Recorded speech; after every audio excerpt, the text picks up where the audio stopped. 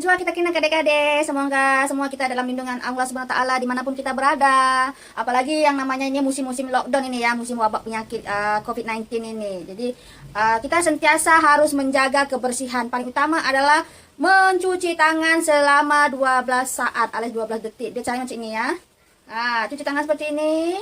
Lepas tu kita gosok bahagian atas tangan seperti ini sampai kemari ya, macam ini. Dan jangan lupa cuci tangan dengan sabun. Dan amalkan hidup bersih.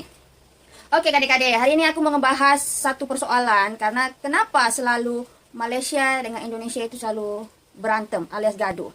Padahal orang-orang Malaysia tak ada pun kacau orang Indonesia. Indonesia bila komen-komen, netizen-netizen selalu komen-komen, cakap maling sia kan. Nanti sudah macam itu, Malaysia pun kan komen juga Indon. Cobalah berdamai. Kan indah kalau hidup berdamai. Tiada pergaduhan, tiada perkelahian, tiada pertempuran. Jadi sekarang ini kita sudah di penghujung tahun. Apa salahnya kita mendekatkan diri pada Tuhan dan mempereratkan persaudaraan. Jadi kan adik-adik, ada banyak aku baca beberapa artikel-artikel yang membuat kadang-kadang Indonesia dengan Malaysia ini gaduh. Padahal kita ini serumpun. Tak ada pun bedanya sebenarnya. Cuman ada setengah orang selalu bilang, contohlah ya, masakan rendang. Rendang itu katanya milik Indonesia. Malaysia kata pun itu rendang itu milik Malaysia.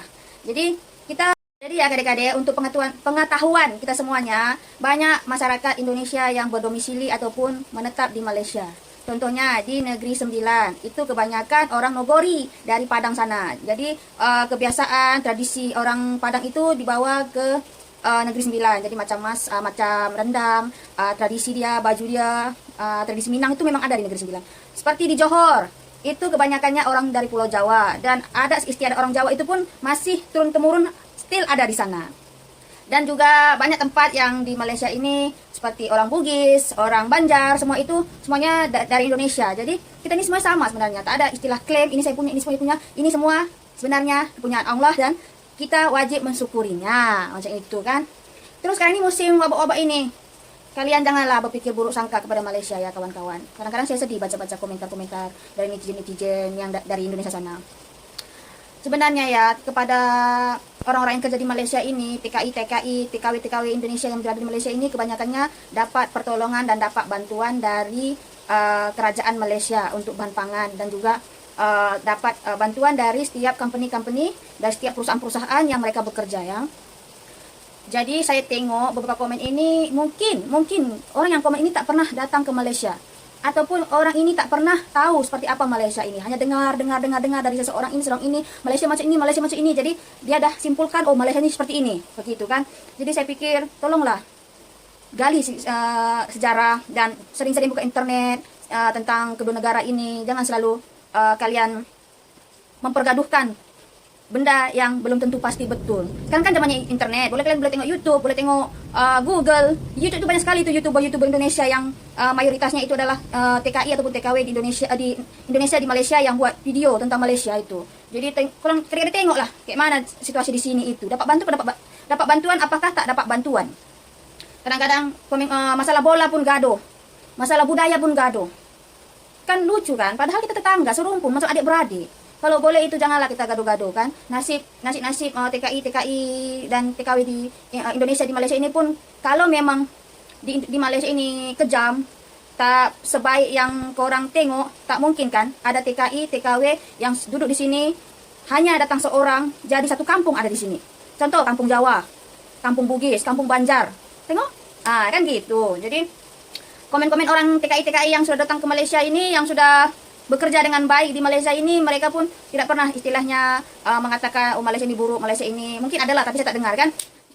Yang kebanyakan komen-komen yang mengatakan Malaysia ini seperti ini, Malaysia ini buruk, Malaysia ini kejam, Malaysia ini majikan yang paling kejam, ini itu menyiksa pembantu rumah tangga ini sebagainya. Itu hanya segelintir saja mungkin majikan yang jahat, bukan semua ya.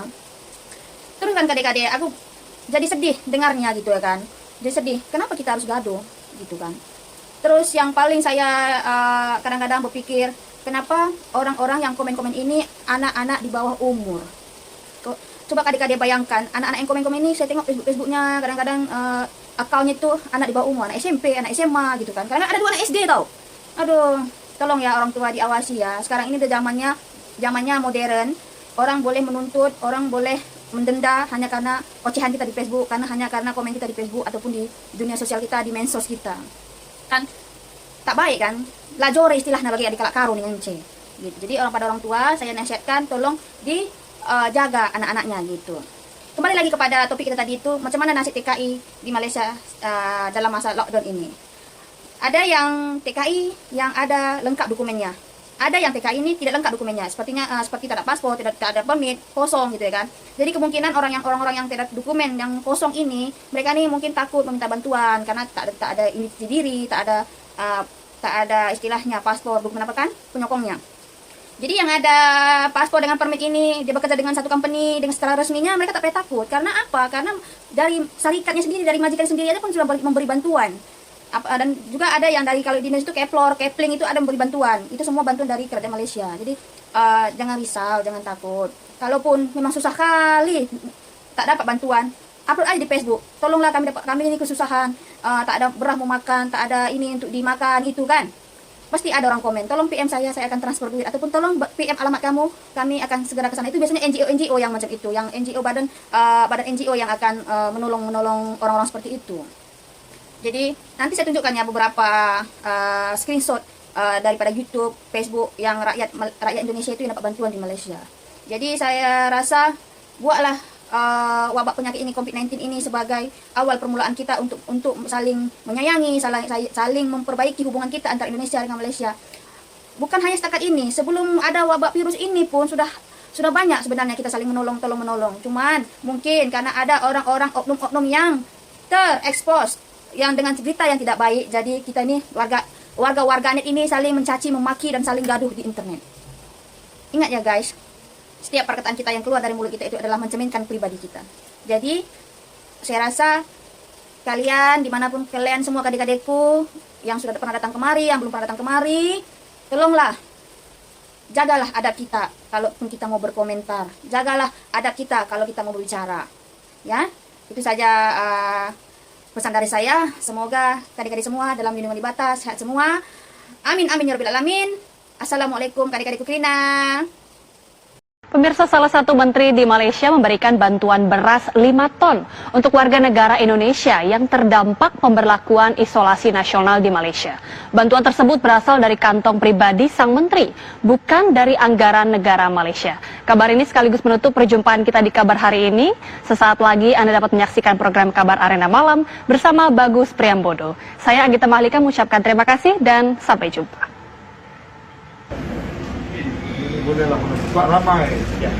Menteri Wilayah Persekutuan Anwar Musa menyerahkan secara langsung bantuan 1.000 paket beras seberat 5 ton untuk WNI di Malaysia yang berada di Kuala Lumpur.